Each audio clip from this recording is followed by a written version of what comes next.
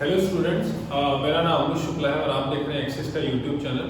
Coordination compound पे 2 lectures already हम लोगों ने कंप्लीट कर लिए थे। आज थर्ड लेक्चर में हमारा जो मेन फोकस रहेगा वो ये रहेगा कि हम लोग देखें कि कोऑर्डिनेशन कंपाउंड्स में जो बॉन्डिंग है वो किस तरह से होती है। उसके लिए करीब 4 थ्योरी हैं। एक है वैलेंस बॉन्ड थ्योरी, एक है आपका क्रिस्टल फील्ड थ्योरी, एक है लिगैंड फील्ड थ्योरी और एक है मॉलिक्यूलर ऑर्बिटल थ्योरी। आप लोगों ने मॉलिक्यूलर ऑर्बिटल थ्योरी के बारे में आप लोगों ने 11th क्लास में भी सुना था, ठीक है। वो कौन सी थ्योरी थी? बीबीटी, ठीक है, सीएफटी, मैं शॉर्ट नेम लिख रहा हूं, ठीक है, एलएफटी एंड ठीक है। बीबीटी मतलब valence bond theory, CFT crystal field theory, LFT मतलब ligand field theory and MOT का मतलब मॉलिक्यूलर ऑर्बिटल थ्योरी, ठीक है। हमें 2 ही थ्योरीज पढ़नी है और आज हम जो पढ़ने वाले हैं वो पढ़ने वाले हैं BBT, valence bond theory. Actually Werner ने जो कोऑर्डिनेशन कंपाउंड्स के बारे में बताया था उसमें कुछ चीजें वो एक्सप्लेन नहीं कर पाए थे। वो क्या चीजें थी आप देखिए। why only certain compound possesses the remarkable property of forming coordination compound, मतलब ऐसा नहीं है कि सारे के सारे एलिमेंट्स कोऑर्डिनेशन कंपाउंड्स बना लेते हैं। कुछ ही ऐसे जो कंपाउंड, कुछ ही एलिमेंट ऐसे हैं, जैसे आप मेनली आप देखेंगे तो ट्रांजिशन जो एलिमेंट्स हैं या मेटल्स हैं वही कोऑर्डिनेशन कंपाउंड्स बनाती हैं। तो ऐसा उनमें क्या खास है कि वो कोऑर्डिनेशन कंपाउंड बना पा रहे हैं कुछ ही एलिमेंट और बाकी कंपाउंड नहीं बना पा रहे, इसका जवाब वर्णन नहीं दे पाए थे। दूसरा ये था कि जो बॉन्ड्स होते हैं इन कोऑर्डिनेशन कंपाउंड वो डायरेक्शनल प्रॉपर्टी रखते हैं। डायरेक्शनल और नॉन डायरेक्शनल के बारे में पहली बार आपने सुना होगा जब आप लोगों ने आयनिक बॉन्ड और कोवेलेंट बॉन्ड पढ़ा होगा। Ionic bond non directional in nature होता है, covalent bond directional in nature होता है। आयनिक बॉन्ड का डायरेक्शन होता है, डायरेक्शनल इन नेचर होता है। Sorry, ionic bond non directional होता है, कोवेलेंट डायरेक्शनल होता है। कोवेलेंट डायरेक्शनल होता है, उसीलिए कोवेलेंस कंपाउंड्स जो थे आप लोगों ने पढ़े थे, जैसे H2O था तो उसकी शेप के बारे में पढ़ा था। पर आप नॉन डायरेक्शनल जो आयनिक कंपाउंड्स थे जैसे NaCl था उनकी शेप के बारे में नहीं पढ़ा था। जैसे मैं आपको छोटा सा बता देता हूँ, जैसे आपको रिकॉल करने के लिए, जैसे मान लीजिए NaCl एक आयनिक कंपाउंड है, आपको पता है Na+Cl- है। Na+ एंड Cl- क्या है? दे आर अपोजिट चार्जेस, ठीक है। ये कैटायन है, एनायन है, आपको पता है। Unlike charges attract each other, ठीक है। तो यहाँ क्या होगा, Na+ और Cl- के बीच में क्या होगा, एक अट्रैक्शन होगा और इसी अट्रैक्शन को हम लोग केमिकल बॉन्ड बोलते हैं। लेकिन अगर मान लीजिए इस Na+ के बगल में एक Cl- है या 2 Cl- आ जाए तो ये इनसे भी अट्रैक्शन करने लगेगा, ठीक है। ये डंडा बनाने का यहाँ कोई जरूरत नहीं है, ये अट्रैक्शन तो है। अट्रैक्शन है जिस तरह से इसके जिस तरह ये Na+ और Cl- में अट्रैक्शन हो रहा था तो एक बॉन्ड बोला जा रहा था, उसी तरह यहाँ को भी बॉन्ड बोला जा सकता है। मतलब ये इससे भी एक कहीं ना कहीं इंटरेक्शन रखेगा, इस Cl- से इस Cl- से इंटरेक्शन रहेगा। मतलब इसका बॉन्डिंग इस तरफ है कि इस तरफ है कि इस तरफ में कुछ कहा नहीं जा सकता। मतलब उसको जिस तरफ Na+ को जिस तरफ Cl- मिल जाएगा या Cl- को जिस तरफ Na+ मिल जाएगा या कोई भी अपोजिट चार्जेस को मिलेगा, Cl- को Na+ मिल जाए, Mg2+ मिल जाए तो अट्रैक्शन आने लगेगा उससे, ठीक है। तो इनका कोई डायरेक्शन नहीं है, उनको जिस तरफ से भी कोई अट्रैक्शन होने के चांसेस होंगे वो अट्रैक्ट होंगे और इसी अट्रैक्शन को यहाँ बॉन्ड बोला जा रहा है। तो प्रॉपर इसका कोई डायरेक्शन नहीं है। लेकिन जैसे अगर आप HCl की बात करें तो H और Cl में क्या हो रहा है, शेयरिंग हुई है इलेक्ट्रॉन्स की। क्या हुआ है? शेयरिंग हुआ इलेक्ट्रॉन्स का। अगर इसके बगल में कोई HCl ऐसे आ जाए, जैसे इसके NaCl के बगल में अगर मान लीजिए मैं एक और NaCl ले आता या Cl ऐसे Na+ Cl- ले आता तो एक इसमें भी इंटरेक्शन होगा। लेकिन आप देखिए HCl है और ये और एक HCl है, तो ऐसा नहीं होगा कि इस Cl और H में क्या होने लगेगी, शेयरिंग ऑफ इलेक्ट्रॉन्स होने लगेगी। आपने सुना होगा कुछ ऑर्बिटल जो ओवरलैप करते हैं, यहाँ कुछ नहीं होने वाला। बात समझ में? H को Cl से मतलब है, Cl को H से मतलब, इसको बाकी दुनिया से कोई मतलब नहीं है। अभी इसको और कोई शेयरिंग वेयरिंग नहीं करनी। तो इसकी प्रॉपर डायरेक्शन है। जैसे वाटर है तो आपने देखा होगा जो बॉन्डिंग होती है उसमें इस तरह से होती है, ठीक है। तो ये डायरेक्शनल नेचर, तभी तो इसका एक शेप आ पा रहा है ना, जिसको आप बेंड शेप बोलते थे। तो होता क्या है कि इसमें इशू ये आ जाता है कि जो आयनिक कंपाउंड्स है उनके जो बॉन्ड होते हैं वो नॉन डायरेक्शनल होते हैं, इसलिए हम उनके शेप के बारे में नहीं पढ़ पाते हैं, ठीक है। और ठीक है, थर्ड जो पॉइंट था हमारा, why coordination compound have characteristic magnetic and optical property. Magnetic property के बारे में ऑलरेडी आपने सुना है, पैरामैग्नेटिज्म, डायमैग्नेटिज्म, ठीक है। पैरामैग्नेटिक कंपाउंड क्या होते हैं बताइए? जिन कंपाउंड्स में अनपेयर्ड इलेक्ट्रॉन्स होते हैं, जिन कंपाउंड या जिन एलिमेंट्स में अनपेयर्ड इलेक्ट्रॉन्स होते हैं वो पैरामैग्नेटिक होते हैं। हैं या वो मैग्नेटिक प्रॉपर्टी शो करते हैं। डायमैग्नेटिक कौन होते हैं? जिनमें अनपेयर्ड इलेक्ट्रॉन, जिन एलिमेंट्स या जिन कंपाउंड्स में आपके अनपेयर्ड इलेक्ट्रॉन नहीं होंगे या जीरो होंगे। अगर एक भी अनपेयर्ड होगा तो पैरामैग्नेटिक में आएगा, अगर जीरो अनपेयर्ड होंगे, ठीक है, तो वो डायमैग्नेटिक में। ऑप्टिकल प्रॉपर्टी के बारे में आप लोगों ने ऑलरेडी सुना था। ऑप्टिकल प्रॉपर्टी वहां पे आपने कुछ कायरल कंपाउंड, कायरल कार्बन के बारे में पढ़ा होगा, इनैंशियोरस के बारे में पढ़ा होगा 11th में, ठीक है। तो इसके बारे में हम लोग पढ़ेंगे कि ये मैग्नेटिक प्रॉपर्टी शो करते हैं। और ऑप्टिकल प्रॉपर्टी के बारे में तो अभी मैं आपको नहीं बताऊंगा, 2 क्लासेस लगेंगे। ये आपको मैं वैलेंस बॉन्ड थ्योरी पढ़ाऊंगा, उसके बाद क्रिस्टल फील्ड के बाद में एक्सप्लेन करूंगा। मैग्नेटिक प्रॉपर्टी के बारे में काफी कुछ आज आप जान जाएंगे। बात समझ, ये सब चीजें वर्नर एक्सप्लेन नहीं कर पाए थे, तो वीबीटी में हम लोग इनके आंसर खोजने की कोशिश करेंगे। तो हेडिंग डाल दीजिए वैलेंस बॉन्ड थ्योरी, ठीक है। 4 तरह की थ्योरी थी, हमें वैलेंस बॉन्ड थ्योरी और क्रिस्टल फील्ड थ्योरी ही पढ़नी है, ठीक है। वो हमारे कोर्स में, बाकी सब हमारे कोर्स में नहीं है। अब होता क्या है कि वैलेंस बॉन्ड थ्योरी का कहना है कि जो सेंट्रल मेटल एटम या आयन होता है वो लिगैंड के इन्फ्लुएंस में, ठीक है, लिगैंड के इन्फ्लुएंस में क्या होता है, उस सेंट्रल मेटल एटम या आयन में क्या होता है, हाइब्रिडाइजेशन होता है। हाइब्रिडाइजेशन मतलब देखिए जैसे कि कोई भी एलिमेंट है, जैसे आपने कोबाल्ट ले लिया या निकेल ले लिया, ठीक है, ये सब मैंने 3D के लिए हुए, 3D सीरीज के लिए हुए हैं, ठीक है। तो होता क्या है, इन्होंने बोला कि ये क्या करेंगे, जो सेंट्रल मेटल एटम या आयन 3D या 4D किसी का भी ले लीजिए, तो उसमें क्या होता है N-1D NS NP ND, ये जो ऑर्बिटल्स हैं, ठीक है, या तो ऐसा पेयर बनेगा कि इसका इसका इसका या इसका इसका इसका, इस तरह से कुछ पेयरिंग होगी। मतलब होगा क्या कि ये जो ऑर्बिटल्स होंगे ये क्या करेंगे, ये ऑलमोस्ट सिमिलर एनर्जी के हैं। आप देख लीजिए सब में, इन तीनों में देख लीजिए क्वांटम नंबर सेम है, प्रिंसिपल क्वांटम नंबर सेम है, एनर्जी डिसाइड करने वाली प्रिंसिपल क्वांटम नंबर ही होती है। तो इनका ये कहना है कि लिगैंड के इन्फ्लुएंस में जो सेंट्रल मेटल एटम या आयन है उसके जो आउटर मोस्ट जो ऑर्बिटल्स हैं, ठीक है, वो क्या करेंगे, उनमें हाइब्रिडाइजेशन होगा। हाइब्रिडाइजेशन करने के बाद वो ऑलमोस्ट सेम एनर्जी के, ऑब्वियसली आपको पता है हाइब्रिडाइजेशन में क्या होता है, ऑलमोस्ट सेम एनर्जी की जो ऑर्बिटल्स होते हैं वो क्या करते हैं, हाइब्रिडाइज होते हैं, आपस में मिक्स होते हैं, और मिक्स होकर क्या बनाते हैं, सिमिलर एनर्जी, उनकी सारी की सारी प्रॉपर्टी सेम होंगी। और याद रखिएगा हाइब्रिडाइजेशन एक हाइपोथेटिकल कॉन्सेप्ट है, 11th में भी बोला गया था, अभी फिर से मैं आपको बोल रहा हूँ। इसमें क्या बोला जाता है, ऑलमोस्ट सेम एनर्जी के जो ऑर्बिटल्स हैं वो मिक्सअप होके सिमिलर एनर्जी के एकदम सिमिलर एनर्जी के हाइब्रिडाइज ऑर्बिटल्स बनाते हैं, ठीक है। तो इसमें क्या होता है N-1D NS NP ND जो है मतलब ऑर्बिटल्स इस्तेमाल होते हैं हाइब्रिडाइजेशन में। हाइब्रिडाइजेशन जो मेनली, अब हाइब्रिडाइजेशन के बारे में आप जान जाएंगे तो आप शेप के बारे में आइडिया लगा सकेंगे। एक्चुअली इसमें जो मेन आपको हाइब्रिडाइजेशन पढ़ने हैं वो 3 तरह के पढ़ने हैं। एक है जैसे हाइब्रिडाइजेशन कभी कभी आता है आपका sp3 आता है, ठीक है, एक आता है dsp2 आता है, एक आता है sp3d2 आता है, और एक आता है d2sp3 आता है, ठीक है।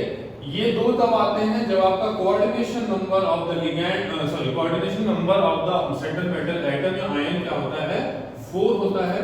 ये हाइब्रिडाइजेशन कब आते हैं, जब सेंट्रल मेटल एटम या आयन का जो हाइब्रिडाइजेशन है वो कोऑर्डिनेशन नंबर है वो कितना होता है, 6 होता है, ठीक है। तो जब sp3 होगा तो आप लोगों ने पहला भी पढ़ा था कि sp3 के केस में हमारा जो शेप होता है वो क्या होता है बताइए, टेट्राहेड्रल होता है। क्या होता है बोलिए, टेट्राहेड्रल होता है। और जो भी हाइब्रिडाइजेशन हो रहा है वो इन ऑर्बिटल्स की ओवरलैपिंग से हो रहा है, ठीक है। और मैं डिटेल में आपको बता रहा हूं, जब dsp2 होगा तो शेप आता है स्क्वायर प्लेट, ठीक है। तो जब आपका कोऑर्डिनेशन नंबर 4 रहेगा तो 2 तरह की शेप पॉसिबल है, एक टेट्राहेड्रल शेप पॉसिबल है और एक स्क्वायर प्लेनर शेप पॉसिबल है। sp3d2 के केस में अब जब ये कोऑर्डिनेशन नंबर 6 होगा तो याद रखिए हमेशा जो शेप होगा बेटा वो ऑक्टाहेड्रल होगा। क्या होगा, ऑक्टाहेड्रल होगा। तो इस वाले केस में भी क्या होगा, ऑक्टाहेड्रल होगा। तो इन दोनों में डिफरेंस क्या होगा वो मैं आपको बताता हूँ। डिफरेंस आपको कैसे पता चलेगा, पता चला सेंट्रल मेटल एटम या आयन लिगैंड के इन्फ्लुएंस में उसके आउटर मोस्ट जो ऑर्बिटल्स हैं वो क्या करेंगे, हाइब्रिडाइज होंगे। और हाइब्रिडाइज ऑर्बिटल्स में जो मेनली आपको 3 तरह के हाइब्रिडाइजेशन देखने को मिलेंगे, 4 तरह के, sorry, sp3 dsp2 sp3d2 D2sp3 hybridisation अगर आपको पता चल जाता है तो शेप्स आप याद रख लीजिए। sp3 के केस में टेट्राहेड्रल होगा, dsp2 के केस में स्क्वायर प्लेनर होगा, sp3 d2 के केस में ऑक्टाहेड्रल, d2sp3 के केस में भी ऑक्टाहेड्रल। मतलब चार जब कोऑर्डिनेशन नंबर रहेगी, ठीक है, जब चार कोऑर्डिनेशन नंबर रहेगी तो आपको दो तरह की शेप्स मिल सकती हैं। अगर 6 कोऑर्डिनेशन नंबर रहेगी तो आपको ऑक्टाहेड्रल शेप मिलेगी। डिफरेंस क्या है इन दोनों ऑक्टाहेड्रल वो आपको बताता हूं, ठीक है। जैसे एग्जांपल लेते हैं, जैसे आपको बोला जाए कि डायामैग्नेटिक वर्ड मैंने बोला, इसका मतलब क्या होगा, उसमें अनपेयर जो इलेक्ट्रॉन्स होंगे वो बिल्कुल होंगे ही नहीं। जैसे आप देखो CONH3 का होल 6 Cl3, ये आपको बोल दिया गया कि जो डायामैग्नेटिक है, ठीक है। तो इसमें जो बॉन्डिंग होगी वो किस तरह की होगी, वैलेंस बॉन्ड थ्योरी के हिसाब से देखिए क्या होगा। पहली बात तो अगर आपको इसमें बॉन्डिंग निकालनी है, किस तरह का बॉन्डिंग होगा, तो आप एक काम कीजिए, सबसे पहले जो कोबाल्ट है, सेंट्रल मेटल एटम या आयन जो है, उसका क्या करिए, प्राइमरी वैलेंसी है उसको क्या बोलते हैं, ऑक्सीडेशन नंबर निकालिए। क्या होगा, x + 6 × 0 = क्या हो जाएगा, ये बताइए। इस पे -3 चार्ज हो जाएगा, इस पे +3 चार्ज, कितना हो जाएगा 3, तो x = कितना आ जाएगा +3, ठीक है।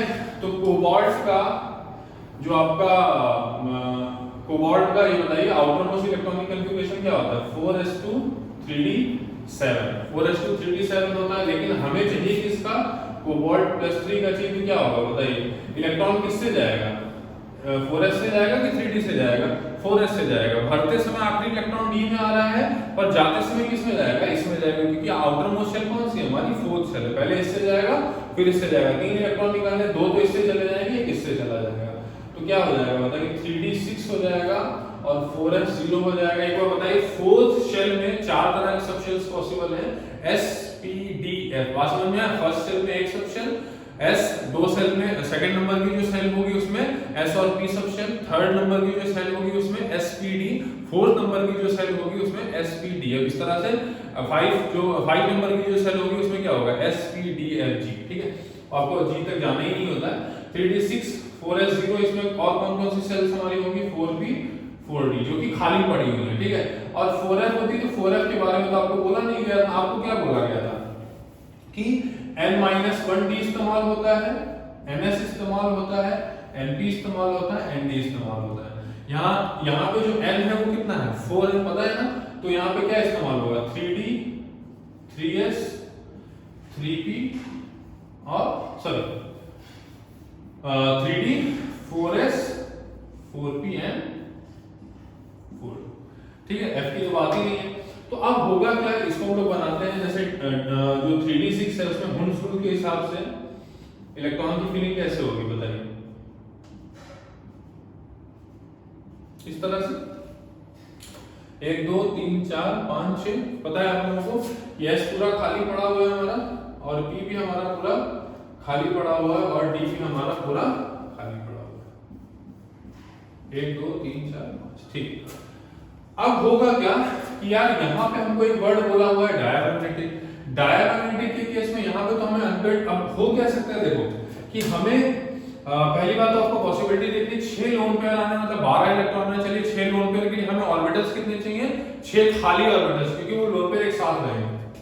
तो 6 ऑर्बिटल कैसे खाली हो सकते हैं देखो, और ऑब्वियसली हम लोग इधर से तो भरना स्टार्ट नहीं करेंगे, हम लोग लोअर एनर्जी के ऑर्बिटल से भरना स्टार्ट करते हैं, ठीक है। तो ये increasing order of energy order में लिखा हुआ है कि नहीं लिखा हुआ है। तो यहाँ पे देखिए, यहाँ पे ऐसा हो सकता है 6 लोन पेयर आने, 1 लोन पेयर यहाँ आ जाए, 2 3 4 5 6, ठीक है। तो ये 6 ऑर्बिटल इस्तेमाल हो जाएंगे, और यहाँ पे क्या ऐसे ही पड़ा रहेगा, ठीक है, जो सेंट्रल मेटल एटम या आयन के जो आपके ऑर्बिटल इलेक्ट्रॉन्स थे। लेकिन अगर हम यहाँ 2 करके भर देते हैं, ठीक है, 2 यहाँ 2 यहाँ 2 यहाँ 2 यहाँ 2 यहाँ 2 यहाँ 2 इलेक्ट्रॉन की बात कर रहा हूँ, ठीक है। तो ये अनपेयर्ड रह जाएंगे, और उससे क्या पैरामैग्नेटिज्म आना चाहिए, पर हमको पहले बोला क्या हुआ है, डायामैग्नेटिज्म। इसका मतलब यहाँ पे अनपेयर्ड इलेक्ट्रॉन्स क्या होने चाहिए, 0 होने चाहिए। तो अब क्या होगा इनकी थ्योरी के हिसाब से कि भाई यहाँ पे क्या हो जाता है, यहाँ पे क्या हो जाता है, पेयरिंग हो जाती है। मतलब क्या हो सकता है ना कि 6 इलेक्ट्रॉन ऐसे हैं, 6 इलेक्ट्रॉन ऐसे रखे हुए हैं, पर अगर हम लोग तरीके मतलब इसको एडजस्ट करने की कोशिश करें तो क्या होगा, मतलब 3 ऑर्बिटल्स में 6 इलेक्ट्रॉन आराम से अकोमोडेट हो सकते हैं। तो होता क्या है आगे चल के कि ये 3 इलेक्ट्रॉन्स क्या हो जाते हैं, ये जो 6 इलेक्ट्रॉन्स हैं वो इन 3 ऑर्बिटल्स में आ गए।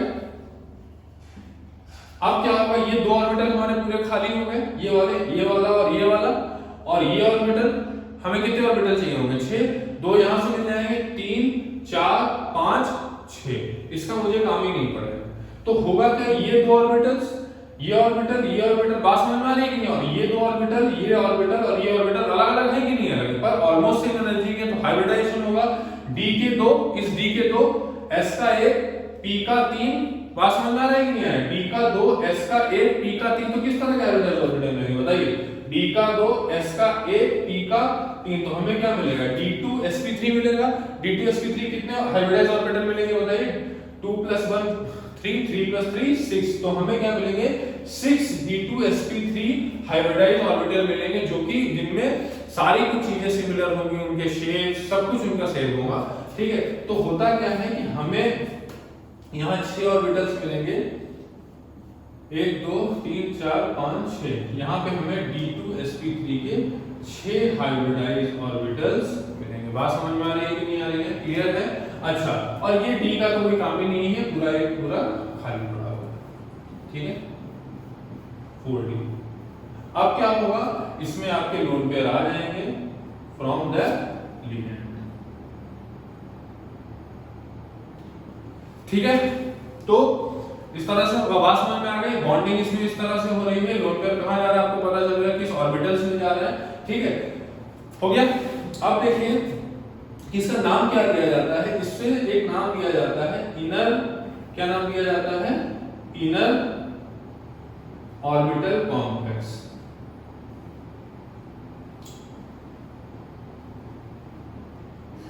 ठीक है। इनर ऑर्बिटल कॉम्प्लेक्स क्यों, क्योंकि यहां पे इनर d ऑर्बिटल इस्तेमाल हुए, एक 3d था हमारे पास और एक 4d था, पर इस्तेमाल हमारा कौन सा, वो इनर हाइब्रिडाइज ऑर्बिटल, क्योंकि ये आउटर मोशन है कि नहीं सर, ये इनर शेल का d ऑर्बिटल इस्तेमाल हुआ, इसीलिए इसको क्या बोला जाता है, इनर ऑर्बिटल कॉम्प्लेक्स, या क्या बोला जाता है, लो स्पिन कॉम्प्लेक्स, क्या बोला जाता है, लो स्पिन कॉम्प्लेक्स, ठीक है।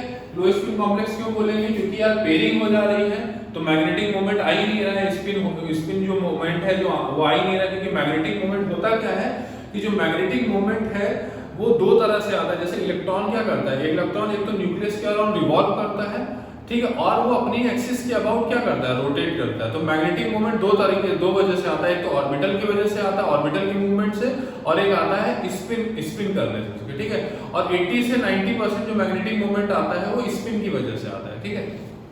तो इसे लो स्पिन कॉम्प्लेक्स बोला जाता है, क्योंकि यहाँ पे अनपेयर्ड इलेक्ट्रॉन है नहीं हमारे। इनर क्यों बोला, क्योंकि इनर डी इस्तेमाल हुआ है, इनर डी शब्द से इस्तेमाल हुई है। अच्छा, एक बात मैं आपको बताना भूल गया, एक्चुअली होता क्या है कि इनका कहना है कि there is a overlapping between metal orbitals, central metal orbitals and ligand orbitals, मतलब जो हाइब्रिडाइज ऑर्बिटल्स हैं ये क्या करेंगे, लिगैंड के जो ऑर्बिटल्स हैं उससे क्या करते हैं, ओवरलैपिंग करते हैं, क्या करते हैं पूरे ओवरलैपिंग करते हैं। उस ओवरलैपिंग के थ्रू यहाँ पे क्या आता है, लोन पेयर आता है। और आपको पता है हाइब्रिडाइज ऑर्बिटल्स होते हैं वो ज्यादा डायरेक्शनल इन नेचर होते हैं, मतलब उनमें जो ओवरलैपिंग है वो अच्छे से होती है। ऐसा नहीं होता है कि ओवरलैपिंग हमेशा केवल हाइब्रिडाइज ऑर्बिटल्स में हो सकती है, पर हाइब्रिडाइज ऑर्बिटल्स में ओवरलैपिंग अच्छी होती है क्योंकि वो ज्यादा डायरेक्शनल होते हैं। तो यहाँ पे क्या बोला गया कि there is a overlapping of metal orbitals and ligand orbital, उसी के थ्रू लिगैंड से लोन पेयर आ रहे हैं सेंट्रल मेटल एटम या आयन में। ये बात आप याद रखिएगा क्योंकि सीएफटी में इसका उल्टा बोला गया था, ठीक है। बात समझ आ गई कि नहीं आ गई? तो यहाँ डायमैग्नेटिक्स में मैंने अंदाजा लगाया कि यहाँ पे पेयरिंग होनी चाहिए थी, ठीक है। चलिए अगला एक एग्जांपल देखते हैं।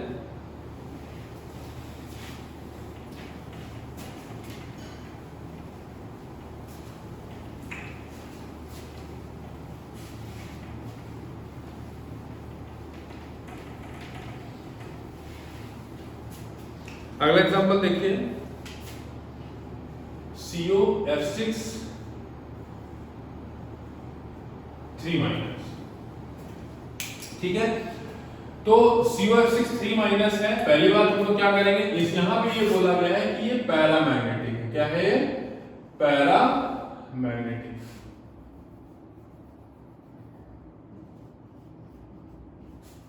ठीक है। पैराबॉन्ड मतलब इसमें अनपेयर्ड इलेक्ट्रॉन्स होंगे ही होंगे, ठीक है। इसमें आप देखिए प्राइमरी वेलोसिटी निकालने की कोशिश कीजिए, कितनी आएगी, +3 आएगी, या जो ऑक्सीडेशन नंबर बोलते हैं। तो मैं लास्ट बार हम लोगों ने भी किया था CO3+ के केस में इलेक्ट्रॉनिक कॉन्फ़िगरेशन क्या होगा, बोलिए 3d 6 4s 0 4p 0 and 4d 0। इन्हीं को हमें ध्यान देना है क्योंकि हाइब्रिडाइजेशन होना है, इन्हीं 4 ऑर्बिटल्स में होना है।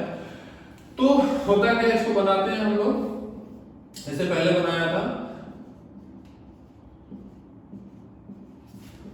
4s 0 हो गया, ये 4p खाली पड़ा हुआ है और ये हमारा 4d भी खाली पड़ा हुआ है, ठीक है। 1 2 3 4, ठीक, ये भी खाली पड़ा। अब क्या है, वही केस हो सकता है कि भाई इसके दो इस्तेमाल हो जाए, नीचे नाम लिख देता हूं, ये 3d, ये 4s 4p एंड 4d। तो ऐसा हो सकता है कि यार एक काम किया जाए, इसको पेयरिंग करा दी जाए। पेयरिंग करा देने से क्या होगा, ये जो 6 इलेक्ट्रॉन्स हैं तीन ही ऑर्बिटल्स में आ जाएंगे, फिट हो जाएंगे, और ये 2 ऑर्बिटल्स खाली हो जाएंगे। लेकिन यहाँ पे आपको पैरामैग्नेटिक बोल दिया है, मतलब इसमें क्या होगा, अनपेयर्ड इलेक्ट्रॉन जरूर होंगे। अनपेयर्ड इलेक्ट्रॉन अगर आप एक भी करते हैं, जैसे आप बोलते हैं कि सर एक काम कर देते हैं, इसको यहाँ फिट कर देते हैं, बात समझ में आएगी, इसको यहाँ फिट कर देते हैं, तो यहाँ क्या हो जाएगा, पेयरिंग भी हो जाएगी, 2 ऑर्बिटल्स अनपेयर्ड रह जाएंगे और एक खाली हो जाएगा। लेकिन उससे फायदा क्या होगा, क्योंकि हमें F6 से, मतलब यहाँ पे जो हमारा जो कोऑर्डिनेशन नंबर वो 6 है, या तो D2sp3 आएगा या तो sp3d2 आएगा। मतलब हमें कम से कम d के 2 चाहिए होंगे ना, बात समझ में आ रही है कि नहीं आ रही। तो हमारा एक d ऑर्बिटल से काम नहीं चलेगा, हमें 2 कम से कम चाहिए। अगर हम 2 करने की कोशिश करेंगे तो एक इलेक्ट्रॉन यहाँ जाता है, एक इलेक्ट्रॉन यहाँ जाता है, तो वो फिर पेयर हो जाएगा, वो डायमैग्नेटिक हो जाएगा। तो इसके केस में इनका ये कहना था कि अब जो इनर d था वो इस्तेमाल ना होकर आउटर d इस्तेमाल होगा। मतलब यहाँ पे ये एक ऑर्बिटल, ये एक ऑर्बिटल, ये एक ऑर्बिटल, ये एक ऑर्बिटल, ये एक ऑर्बिटल और ये एक ऑर्बिटल, क्योंकि समझ रहे ना, 1 2 3 4 5 6, बात समझ में आया। तो होगा क्या कि ये लोग आपस में क्या करेंगे, मिक्सअप होंगे और क्या बनाएंगे बताइए। अगर बोला जाएगा तो क्या, s का 1, p का 3 और d का 2, तो कितने, 6 हाइब्रिडाइज्ड ऑर्बिटल में 1 + 3 4 4 + 2 6 हाइब्रिडाइज्ड ऑर्बिटल्स में सिमिलर एनर्जी के, सिमिलर शेप, हर एक चीज सिमिलर होगी उनमें, ठीक है। तो यहाँ पे जो हम लोग डायग्राम बनाएंगे,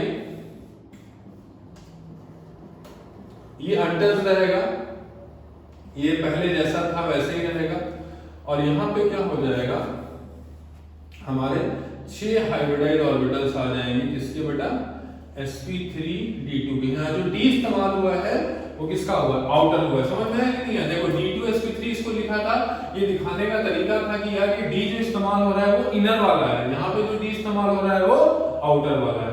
तो ये क्या हो गया, sp3d2 हो गया। और यहाँ पे क्या खाली है बताइए, ये जो 4d के 3 बचे हुए थे कि नहीं बचे, तो वो खाली था, ठीक है। तो sp3d2 के हमें 6 हाइब्रिडाइज्ड ऑर्बिटल्स मिल गए। अब क्या होगा, लोग ये क्या करेंगे, हाइब्रिडाइज्ड ऑर्बिटल क्या करेंगे, लिगैंड ऑर्बिटल से क्या करेंगे, ओवरलैपिंग करेंगे, और इसी के थ्रू क्या आएगा, यहाँ पे लोन पेयर आएगा। बात समझ में आ रही है, ठीक है। तो लोन पेयर, इसको यहाँ पे लिख सकते हैं हम लोग, लोन पेयर फ्रॉम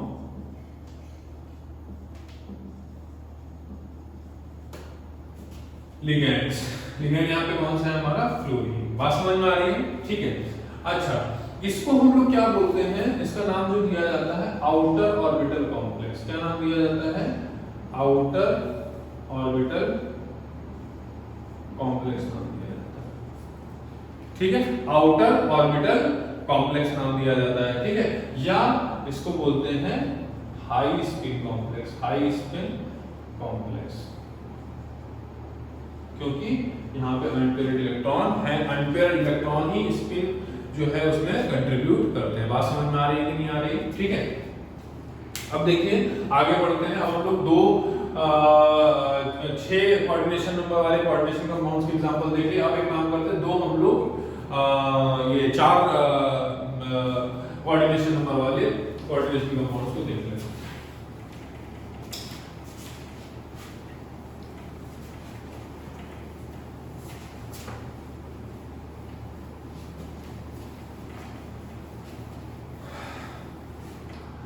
अब क्या बोला गया, जैसे एग्जांपल देखते हैं,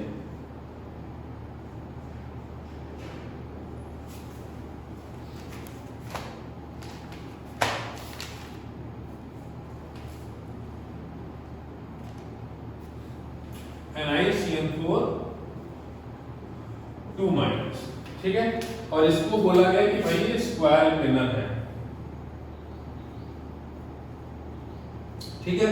स्क्वायर प्लेनर होगा तो बताओ बेटा कौन सा हाइब्रिडाइजेशन होना चाहिए, DsP2 हाइब्रिडाइजेशन होना चाहिए। तो होगा क्या, यहाँ पे देखिए हम क्या करेंगे भाई, निकिल का पहले क्या करेंगे, वो ऑक्सीडेशन नंबर निकालेंगे, कितना हो जाएगा बताओ, +2 हो जाएगा, ठीक है। तो यहाँ पे देखो निकिल के केस में आप देखिए Na का ऐसे नॉर्मल जो न्यूट्रल Na होता है उसका क्या होता है हाइब्रिडाइजेशन, 4s2 3d8, ठीक है। +2 है इसका मतलब इलेक्ट्रॉन कहां से निकल जाएंगे बताइए, आपका S से निकल जाएगा, आउटर मोस्ट शेल हमारी 4s है, ठीक है। तो Na2+ के लिए क्या हो जाएगा बेटा, 3d8 4s0, क्या खाली पड़ा होंगे, 4p भी खाली पड़ा होगा और 4d भी खाली पड़ा होगा, ठीक है। अब देखो क्या होगा 3d के केस में, इसको हम लोग इलेक्ट्रॉन भरते हैं, ठीक है। 6 2 8 हो गया, पूरा 4s खाली पड़ा है और पूरा का पूरा 4p खाली पड़ा हुआ है और पूरा का पूरा 4d भी खाली पड़ा हुआ है। और इसमें हमें 4 ऑर्बिटल चाहिए, 1 2 3 4 5, ठीक है। तो स्क्वायर प्लेनर चाहिए तो DsP2 समझ रहे हैं ना, D कौन सा वाला बोल रहा है, D पहले लिख दिया है S और P के, इसका मतलब इनर D चाहिए इसको, ठीक। इनर D के लिए क्या करना पड़ेगा बताइए, हमें यहाँ पेयरिंग करानी पड़ेगी, बात समझ में आ रही है कि नहीं आ रही है। हमें एक D चाहिए, पहले वाले केस में हमको 2 D चाहिए रहे थे। तो अगर ऐसा हो कि भाई ये लोग तो पेयर है, यहाँ तो कोई गुंजाइश नहीं है, यहाँ पे क्योंकि एक ऑर्बिटल में मैक्सिमम 2 इलेक्ट्रॉन आ सकते हैं, तो ये क्या करेंगे आपस में पेयर कर लेंगे, ठीक है। पेयरिंग करके क्या होगा बताइए, ऐसे बन जाएगा,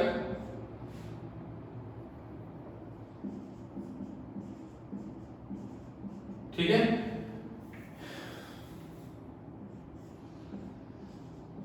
बात समझ आ रही है।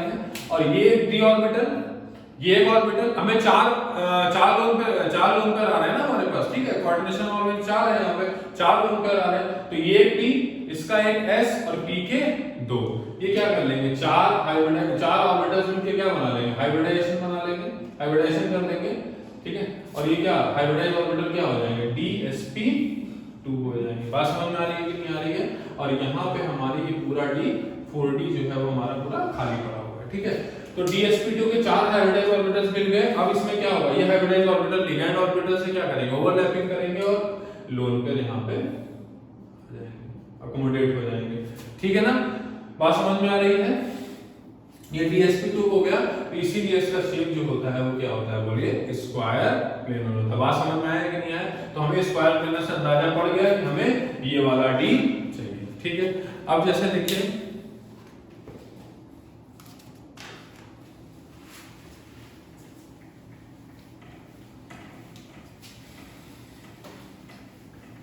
एक और एग्जांपल देखते हैं इसमें, जैसे NiCO का होल 4। अब ये जो होता है वो हमारा टेट्राहेड्रल होता है। क्यों होता है, आपने देखा यार NiCN4 जो था वो तो हमारा क्या था बताइए, स्क्वायर प्लेनर था। हो क्या रहा है, यहाँ पे देखिए जो Na का ऑक्सीडेशन नंबर है वो 0 है। बात समझ में आ रही है कि नहीं, क्यों, क्योंकि यहाँ पे क्या है बताइए, जो CO का जो चार्ज है वो कितना है 0, तो x + 0 = 0, यहाँ पे कोई चार्ज नहीं है। तो इसका जो आएगा क्या आएगा, इलेक्ट्रॉनिक कॉन्फ़िगरेशन क्या आएगा, 4s2, निकिल का क्या आता है बताइए, 4s2 3d8, ठीक है। तो अगर हम लोग इसका डायग्राम बनाते भी हैं तो क्या आएगा बोलिए, यहाँ बना लेते हैं, 3d पहले बना देते हैं हम,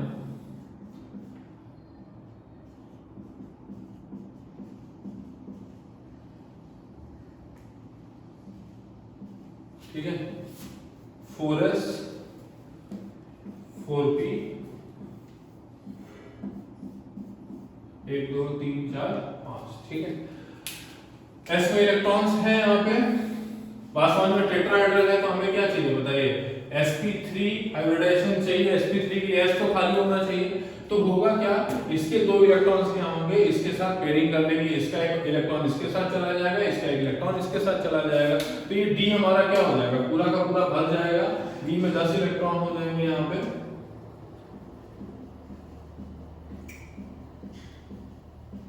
ठीक है, और ये S का एक, P के 1 2 3 मिलके क्या बना लेंगे, 4 sp3 के हाइब्रिडाइज्ड ऑर्बिटल्स बनाएंगे, और यही हाइब्रिडाइज्ड ऑर्बिटल्स क्या करेंगे, ओवरलैपिंग करेंगे विद द लिगैंड ऑर्बिटल, और लिगैंड से लोन पेयर आएंगे। ये पूरा का पूरा हमारा 4D खाली पड़ा हुआ है। बात समझ, इसको हम लोग क्रॉस क्रॉस करके बनाते थे, सॉरी लोन पेयर के लिए। ठीक है, बात समझ में आ गई। ये क्या हो जाएंगे बताइए, लोन पेयर फ्रॉम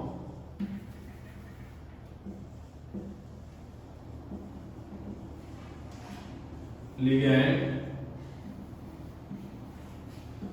ठीक है, बात समझ में आ गई। अच्छा, एक और एग्जांपल चलिए हम लोग कर लेते हैं,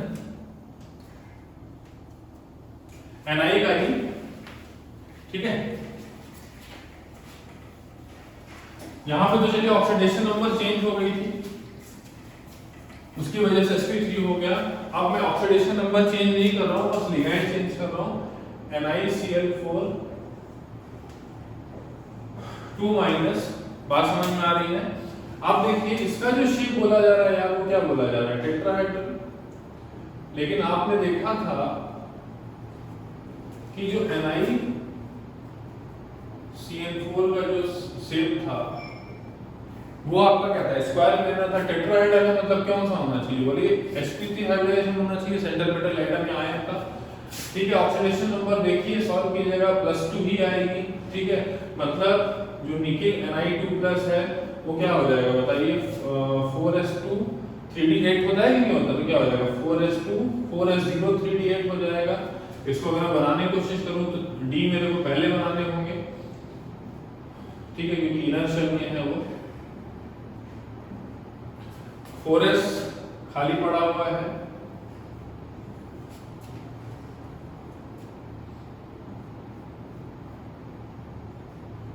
ये भी पूरा, सॉरी ये 4s है, ये 4s हो गया, ये 3d हो गया, ये 4s हो गया। ठीक है, ये 4p हो गया और ये 4d खाली पड़ा हुआ। ठीक है, हमें हाइब्रिडाइजेशन कौन सा चाहिए, sp3, मतलब हमको इससे कोई मतलब ही नहीं है, फिर हमें s का एक ऑर्बिटल चाहिए और p के 3 चाहिए। ठीक है, तो यार यहाँ पेयरिंग हो नहीं हो कोई मतलब ही नहीं, और पेयरिंग जबरदस्ती कराने की क्या जरूरत है, अकॉर्डिंग टू हुल्स रूल रहेगा तो अच्छा रहेगा ना, मतलब हुल्स रूल के हिसाब से हमारा जबरदस्ती पेयरिंग कराएगा कोई फायदा नहीं, क्योंकि इस्तेमाल ही नहीं है हमारा उसको।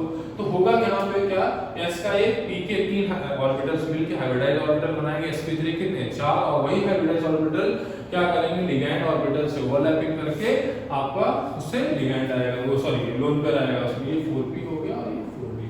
ठीक है, तो यहाँ पे ये सिमिलर रहेगा एज इट इज जैसे पहले था। ठीक है, और 4s और 4p के जो ऑर्बिटल्स हैं वो मिलके 4 आपके हाइब्रिडाइज्ड ऑर्बिटल्स बनाएंगे, sp3, ये भी sp3, ये भी sp3, ये भी sp3, 1 2 3 4। ठीक है, 4 sp3 हाइब्रिडाइज्ड ऑर्बिटल्स बनाएंगे, और यहाँ पे पूरा का पूरा हमारा जो 4d है बेटा वो खाली रह जाएगा। बात समझ में आए, तो लोन पेयर क्या होंगे इसमें, क्लियर है कि नहीं क्लियर है बताइए। ठीक है, लोन पेयर फ्रॉम, तो इस तरह से इसमें पेयरिंग होती है, बॉन्डिंग होती है। एक्चुअली क्या है कि आप लोगों को जो कोर्स में बॉन्डिंग के बारे में जो सवाल आते हैं जेईई में, वो जब आप पूरा ये आपने पढ़ लिया वैलेंस बॉन्ड थ्योरी, कुछ आइडिया आपको इससे मिल गया और कुछ आइडिया आपको सीएफटी से मिलेगा, तो आपको आंसर वहां जो होगा दोनों की नॉलेज से देना होगा, तो फाइनल आंसर आप तभी बता पाएंगे। एक्चुअली क्या होगा कि सीएफटी में कोशिश ये होगी कि ये भी आपको ना बताया जाए कि इसका शेप क्या है, टेट्राहेड्रल है या पैरामैग्नेटिक है या डायमैग्नेटिक, कुछ भी नहीं बताया जाए, केवल आपको फॉर्मूला दे दिया जाए और उसमें कोशिश ये की जाएगी कि आप सब कुछ उसका बता पाए, उसका शेप, उसमें पैरामैग्नेटिज्म है कि डायमैग्नेटिज्म है, पैरामैग्नेटिज्म है कितने इलेक्ट्रॉन पे पैरामैग्नेटिज्म है। ठीक है, डाया के लिए चलिए छोड़ दीजिए, एक भी इलेक्ट्रॉन इसमें नहीं होंगे अनपेयर्ड। ठीक है, तो ये कोशिश होगी। तो ये आप देख लीजिए एक बार, ये एक बार एनसीईआरटी से भी आप पढ़ लीजिएगा, एक बार थ्योरी देख लीजिएगा उसका, मैंने कोशिश की आपको सब कुछ बताने का। अब क्या वैलेंस बॉन्ड थ्योरी की जो कमियां थी, जो शॉर्ट कमिंग्स थे, उससे हम लोग नेक्स्ट क्लास में स्टार्ट करेंगे, जिससे आप लोग ज्यादा अच्छे से कनेक्ट कर पाए। तो ये देख लीजिएगा, इसको अच्छे से प्रैक्टिस भी कर लिए, खुद से बनाने की कोशिश कीजिएगा, क्योंकि मैं बना रहा हूँ तो आपको समझ आएगा, लेकिन आप जब बनाएंगे तो थोड़ी थोड़ी गलतियां हो सकती हैं। ठीक है, thank you, all the best.